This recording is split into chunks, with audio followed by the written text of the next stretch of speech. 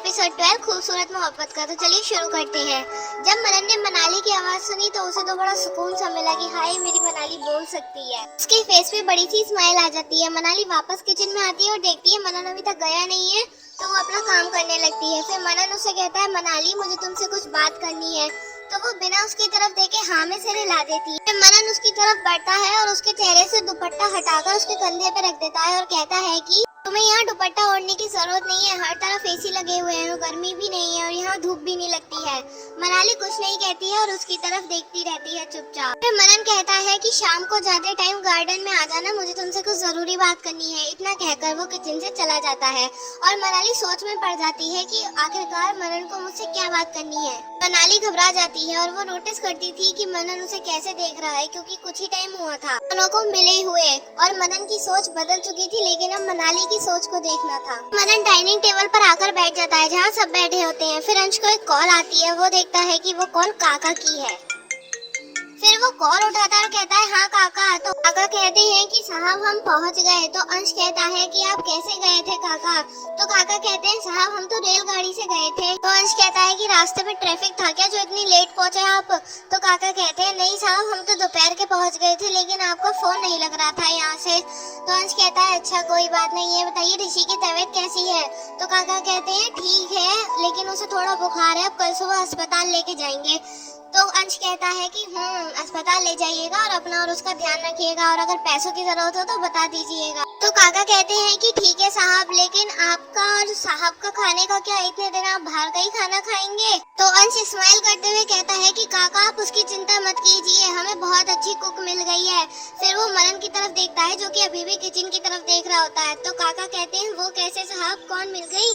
तो अंश कहता है कि काका आप यहाँ आ जाइए फिर बताऊंगा मैं आपको। तो काका कहते हैं ठीक है साहब, आप अपना और बड़े साहब का ध्यान रखिएगा, हम जल्दी आएंगे। तो अंश कहता है कि ठीक है, अब ऋषि को घोड़े जैसा करके ही आना। तो काका कहते हैं हाँ ठीक है साहब, अब मैं रखता हूँ। फिर जी कहकर अंश कॉल कट कर देता है और मनन से कहता है कि काका पहुँच गए हैं। फिर वो मनन के कान में कहता है कि बता तेरी क्या बात हुई परी जी से? फिर मनन कहता है कि कुछ नहीं, मैंने बस इतना कह दिया कि गार्डन में आ जाना, वैसी बातें करने के लिए थोड़ा माहौल होना चाहिए ना। तो अंश कहता है तो तुझे क्या लगता है वो आएंगी, सुनेंगी तेरी बात? तो मनन कहता है कि क्यों नहीं सुनेगी, क्यों नहीं आएगी, मनन ओवर आई हूँ मैं, अगर वो नहीं आएगी तो मैं उसके पास चला जाऊंगा। फिर अंश हल्का सा हंसते हुए कहता है दिन बर दिन बड़ा खराब होता जा रहा है तू। फिर मनन कहता है कि क्या करे भाई, संगत का असर है। अंश इतना सुनकर मुंह बना लेता है और मनन के पैर पे पैर मार देता है। मनन की चीख निकल जाती है जिसे सब लोगों ने नोटिस किया। वहाँ टोटल 8 लोग होते हैं, मनन, अंश, रवि, रॉकी, जीतू, मोनू, राग और धीरज। ये लोग हमेशा एक साथ बैठकर नाश्ता करते थे। यही सब लोग अंश और मनन का काम संभालते थे। फिर मनाली आती है और वो सबको खाना परोस देती है। खाने में बहुत सारी चीजें थी। तभी रॉकी कहता है अरे वाह मनाली जी, आपने इतनी जल्दी इतनी सारी चीजें बना ली। तभी रॉकी कहता है हाँ अब तो बहुत मजा आएगा। फिर सभी लोग खाने पे टूट पड़ते हैं और मनन खाना खाते खाते सामने खड़ी मनाली को देख रहा होता है और अंश भी मनाली के खाने की तारीफ कर रहा था। इसी बीच एक जना और मनाली को घूरे जा रहा था, वो होता है धीरज। धीरज अपनी गंदी नजर मनाली पे गड़ाए हुए था बहुत टाइम से, लेकिन मनाली इस बात से बेखबर थी और वो मनन की बातों के बारे में सोच रही होती है। फिर मनन उससे कहता है मनाली बैठो, तुम भी हमारे साथ खाना खा लो। तो मनाली मना कर देती है कि मुझे भूख नहीं है। तो अंश भी उसे बैठने के लिए कहता है, लेकिन मनाली सेम जवाब दे देती है। मनन का तो मन कर रहा था कि वो मनाली को अपने साथ बिठाकर खाना खाए, लेकिन ये पॉसिबल नहीं था। फिर सबने खाना खत्म किया और सब गार्डन में चले गए। फिर अंश मनाली से कहता है कि मनाली जी आप ये सब किचन में रख दीजिए, सुबह बस ही आएगा वो धो देगा। फिर मनन ने मनाली को एक नजर देखा और वो गार्डन में चला गया। फिर मनाली किचन में जाती है और वहाँ का सारा काम निपटाने लगती है। के बीच रात के 8:30 बज गए थे। फिर मनाली ने घड़ी को देखा और जल्दी जल्दी काम करने लगी। वहीं दूसरी तरफ गार्डन में मनन और अंश सोफे पे पैर पसार कर बैठ जाते हैं और अंश कहता है कि सच में यार क्या खाना बनाती है परी जी, मेरा तो पूरा पेट भर गया, वाकई बहुत अच्छा खाना बनाया था। फिर मनन कहता है मेरा भी पूरा पेट भर गया, लेकिन दिल तो अभी भी नहीं भरा। तो अंश मनन को पेट में कोनी मारते हुए कहता है कि दिल तो तू उन्हें देख देख कर भर रहा था, कैसे घूरे जा रहा था तू उन्हें। तो मनन कहता है कि वो सामने और मैं नजर हटा लूं सवाल ही नहीं उठता। तो अंश कहता है कि वैसे तूने एग्जाम की प्रिपरेशन की या नहीं? तो मनन कहता है कौन से एग्जाम की बात कर रहा है? तो अंश हंसते हुए कहता है लव एग्जाम काम की भाई। मनन कहता है हाँ यार, मैंने कुछ सोचा ही नहीं, कैसे उससे मिलूंगा, कैसे अपने दिल की बात कहूंगा, क्या कहूंगा, कुछ समझ ही नहीं पा रहा हूँ।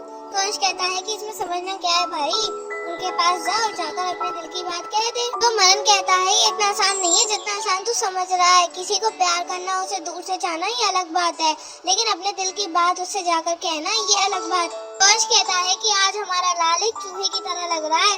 मनन ओबेरॉय के सामने कोई भी मुश्किल टिक नहीं पाती, लेकिन ये तो मजनू ओबेरॉय है, इसको तो बड़ी मुश्किल होने वाली है। तो मनन मुंह बनाते हुए कहता है कि मैं यहाँ इतनी टेंशन में और तू मजे ले रहा है, जब तेरी बारी आएगी ना तब पता चलेगी तुझे। तो अंश कहता है कि भाई मेरी बारी छोड़ और अपनी पे ध्यान दे और सोच क्या बोलना है परी जी को। इतना सुनकर मनन गहरी सोच में पड़ जाता है और ये देखकर अंश अपना मुंह दबाकर हंसने लगता है। ये सब देखकर अंश बहुत चिढ़ जाता है और वो कहता है कि तू ही बता दे यार, बस शुरू की लाइन बता दे, बाकी सब मैं खुद संभाल लूंगा। फिर अंश कहता है कि ये कोई तेरी एमएससी का एग्जाम है क्या कि मैं तुझे शुरू की लाइन बता दूं और बाकी सब तू खुद लिख डालेगा। तो मनन को कुछ समझ नहीं आता है, वो कहता है क्या मतलब, क्या कहना चाह रहा है, तो मुझे कुछ समझ नहीं आया। तो अंश कहता है कि याद कर मुन्ना, जब हम स्कूल में थे तो मैं तेरे पीछे बैठता था और तू मुझसे आगे वाली सीट पे बैठता था। तो जब तुझे कुछ आता नहीं था तो तू मुझसे क्या कहता था कि अंश बस शुरुआत की लाइन बता दे, बाकी से मैं खुद संभाल लूंगा। तो बेटा ये कोई स्कूल का एग्जाम नहीं है और ना ही मैं स्कूल का हेडमास्टर हूँ, तो तुझे लब के एग्जाम के बारे में कुछ बताऊं। तो मनन कहता है कि तो क्या करूं यार, वो आती होगी, मैं उससे क्या कहूँगा। फिर अंश को सोचते हुए बोलता है कि देख भाई मेरी मान तो तू अभी कुछ मत बोल उनसे, उनको थोड़ा टाइम दे और हम अभी तो मिले हैं उनसे, उन्हें ये लगेगा कि तूने ये सब बोलने के लिए उन्हें यहाँ बुलाया है और उनको देखकर ही तूने उस गिरगिट का कर्जा माफ किया है। उनको तो यही लगेगा ना हमने उनको देखकर ये सब किया है। तो मेरी बात मान, तू अपने दिल को समझा कि वो कुछ दिन और रुक जाए। तो मनन कहता है कि तेरी बात तो सही है यार, लेकिन वो मुझसे दूर दूर भागती है, मेरी बात भी नहीं सुनती, ना ही जवाब देती है, बस मेरी बात सुन के अपनी मुंडी हिलाती रहती है।